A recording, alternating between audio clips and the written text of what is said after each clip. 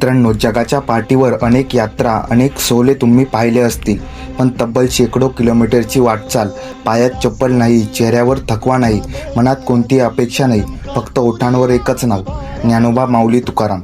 हा जगातील सर्वात मोठा, सर्वात शिस्तबद्ध आणि भक्तीचा अथांग सागर म्हणजे संत ज्ञानेश्वर महाराजांचा आळंदी ते पंढरपूर आषाढी वारी सोहळा.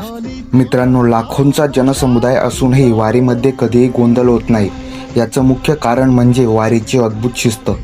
वारीचा सर्वात थरारक आणि डोळ्यांचे पारणे पेरणारा क्षण म्हणजे रिंगण सोहळा. जेव्हा माऊलींचा अश्व मोकळ्या मैदानात धावतो, तेव्हा वारकऱ्यांचा उत्साह शिगेला पोहोचतो. असं मानलं जातं की या अश्वावर स्वतः माऊली विराजमान असतात.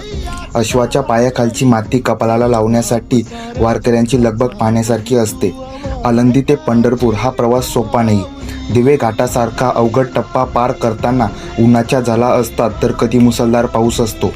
वारी म्हणजे केवळ पायी चालणे नाही, तर तो एक आनंदाचा, समतेचा आणि अहंकाराचा त्याग करण्याचा सोहळा आहे. मित्रांनो, संतांची ही वारी महाराष्ट्राचे वैभव आहे, संस्कृती आहे. जर तुम्ही कधी वारी अनुभवली असेल तर तुमचा अनुभव कमेंट बॉक्समध्ये शेअर करा. आणि जर तुम्हाला हा व्हिडिओ आवडला असेल तर व्हिडिओला लाईक करा आणि शेअर करायला विसरू नका. अशाच नवनवीन आणि माहितीपूर्ण व्हिडिओसाठी आपल्या चॅनलला सबस्क्राईब करा.